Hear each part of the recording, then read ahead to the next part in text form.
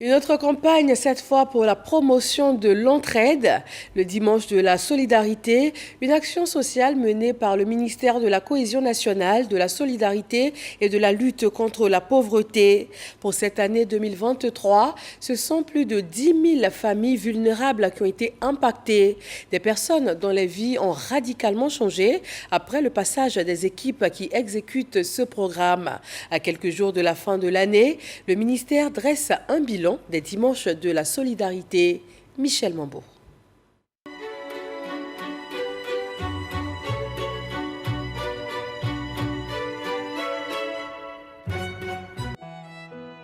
Un bâtiment inachevé, quelque part dans la commune de Cocody, à la merci des malfrats, reptiles, intempéries et tout autre danger susceptible de mettre en péril une vie. C'est ici que Dame Coulibaly, veuve et mère de 6 enfants, a trouvé refuge. Ici, son point de chute après 4 années à squatter ça et là. Un soir, contre toute attente, la Providence lui sourit. Une visite des plus inespérées va changer sa vie. Dans le cadre du dimanche de la solidarité, la ministre de la Cohésion nationale, de la solidarité et de la lutte contre la pauvreté est dans ses murs. 6 mois après, Dame Coulibaly n'en revient toujours pas.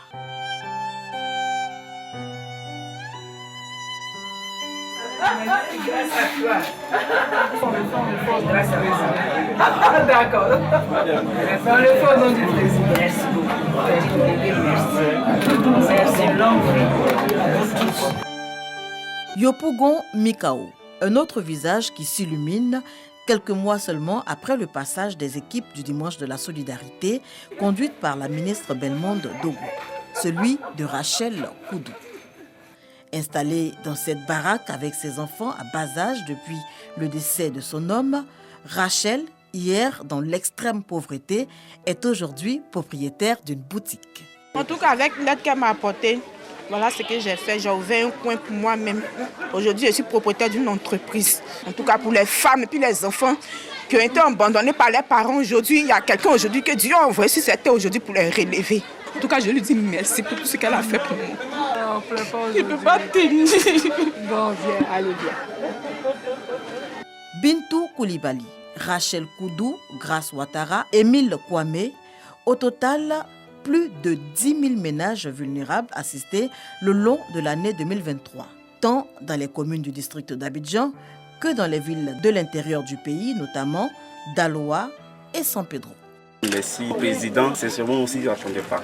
Il a dit l'année 2023 c'est l'année de la jeunesse et voilà il est en train de le faire. Le président de la République, je voulais vous dire merci. C'est Dieu qui vous a envoyé vers nous. Je ne m'attendais pas à ça un jour. Que Dieu vous rende au sanctuaire. Des familles relogées, des prises en charge médicales octroyées, des jeunes rescolarisés et resocialisés, des dons en vivre et en non-vivre, des fonds octroyés pour des AGR, activités génératrices de revenus, des pleurs qui se transforment en fou rire, le dimanche de la solidarité, un véritable exutoire pour les familles en détresse. Nous avons des populations qui vivent dans l'extrême pauvreté. Ce sont ces populations qui sont d'abord notre première cible. Ensuite, nous avons des veuves. Nous avons des veuves qui ont tout perdu, qui ont été régnées par la famille, qui sont délaissées pour compte. Ensuite, nous avons la jeunesse. Cette année, je pense que c'est vrai, nous avons atteint l'objectif de ménages visités. Mais l'année prochaine, on fait la promesse d'aller plus loin en termes de nombre de ménages visités et assistés. 2024, les bouchées doublent, plus de familles seront impactées. Le message que nous voulons faire passer, ce n'est pas le nôtre, c'est celui du président de la République. Là, dire que la Côte d'Ivoire solidaire, tant prônée par le président de la République, est une réalité. Ce n'est pas une vue d'esprit. Une Côte d'Ivoire solidaire où l'Ivoirien, peu importe son appartenance politique, son ethnie, sa religion, a droit à l'assistance du gouvernement.